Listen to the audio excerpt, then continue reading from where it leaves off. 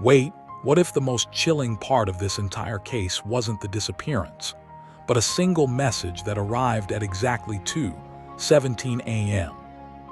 The phone buzzed once, then again. He almost ignored it. It had been 3 days since Nancy vanished. 3 long, suffocating days filled with police questions, whispered suspicions, and a silence in the house that didn't feel natural anymore. Her son-in-law stared at the screen, heart pounding, because deep down he already knew this wasn't going to be normal. Unknown number. At first, it looked like spam, just another random message in a time when nothing felt real anymore, but something made him open it. And the moment he did, everything changed. Stop looking. She's exactly where she needs to be. He froze. The words didn't feel random.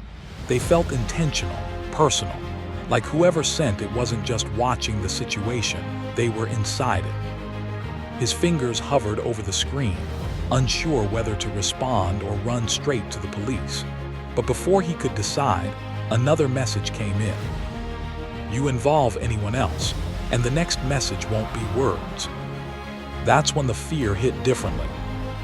This wasn't just a prank. This was control.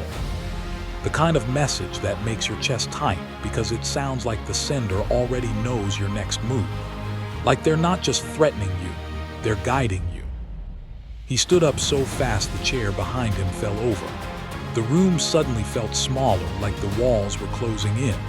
Every sound, every creak, every distant car passing felt amplified. Was someone outside? Watching, waiting. For a moment, he considered deleting the messages, pretending he never saw them, but something in his gut told him that would be the worst mistake he could make. Because whoever sent that text wanted him to panic, wanted him to hesitate, and most of all, wanted him to stay quiet. He grabbed his keys, then stopped halfway to the door. What if they were watching the house? What if walking out was exactly what they expected? That's when his phone buzzed again. This time, it wasn't a message. It was a photo. His hands trembled as he opened it, and the moment he saw what was inside, he knew this was bigger than anyone had imagined. Way bigger. If you're watching this right now, I need you to do something. Drop where you're watching from in the comments, because this story is only getting started, and trust me, the next part, it gets even darker. The image didn't load all at once.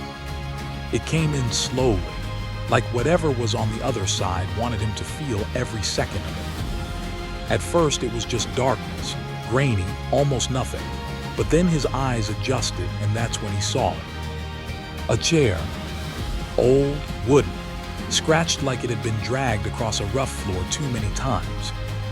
And tied to it, a figure. His breath caught in his throat. He leaned closer to the screen, as if getting physically closer would somehow make what he was seeing less real. But it didn't. It only made it worse. Because even though the image was dim, even though the face was partially hidden in shadow, he recognized her. Nancy. Her head tilted slightly to one side, hair falling across her face, completely still. There was no movement, no sign of struggle in that exact moment, but something about the way she sat there. It didn't look right. It didn't look staged. It looked controlled, deliberate, like someone had placed her there for a reason. His heart started racing so fast it almost hurt. He took a step back, then another, shaking his head like he could somehow unsee it. No, no, no, no. This wasn't supposed to happen like this. Not like this.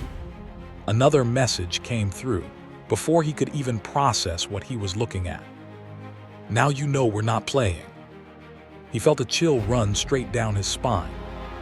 Because that one line confirmed everything. This wasn't random. This wasn't a guess. Whoever sent that message knew exactly who he was and exactly how to reach him. He tried to think, tried to breathe, but his mind was spiraling now, jumping from one terrifying possibility to the next. Why him? Why send this to the son-in-law? Why not the police or the rest of the family?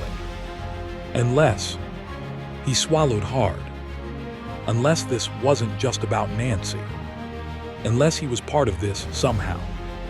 His phone buzzed again. This time, it wasn't just a message or a photo. It was instructions. $50,000, cash, no police, will tell you where. His legs nearly gave out beneath him. $50,000. This had just turned into something else entirely. A ransom.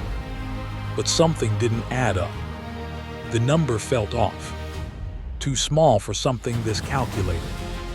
Too specific to be random. It wasn't just about money. It couldn't be. And deep down, he knew it. Because people who plan something like this, they don't make mistakes. So if the amount didn't make sense, then the message behind it did. This was personal. Very personal.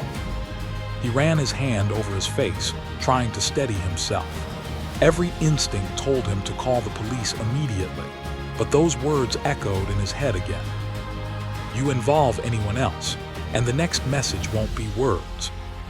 What did that even mean? He didn't want to find out. But at the same time, how could he not tell anyone? He looked back at the image again. At Nancy. At the way she sat there, unmoving. And that's when something else hit him. Something small, but impossible to ignore. There was a shadow behind her. Faint, almost hidden. But it was there. And it didn't look like just a shadow. It looked like someone standing there, watching. If you've made it this far, I need you to stay with me, because in the next part, we're breaking down what he did next, and the one decision he made that may have changed everything.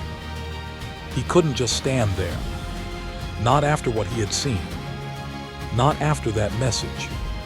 His hands were still shaking, but something inside him snapped into focus. The kind of focus that only comes when fear turns into urgency. He grabbed his phone again, staring at the screen like it might give him answers if he looked long enough. $50,000. No police.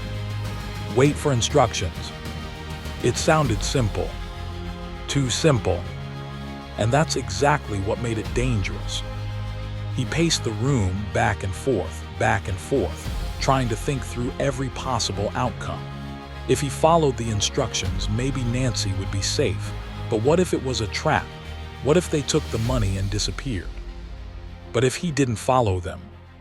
He couldn't even finish that thought. His eyes drifted back to the image again, and that shadow behind her. It bothered him more than anything else now, not just because it was there, but because it felt intentional. Like it was meant to be seen.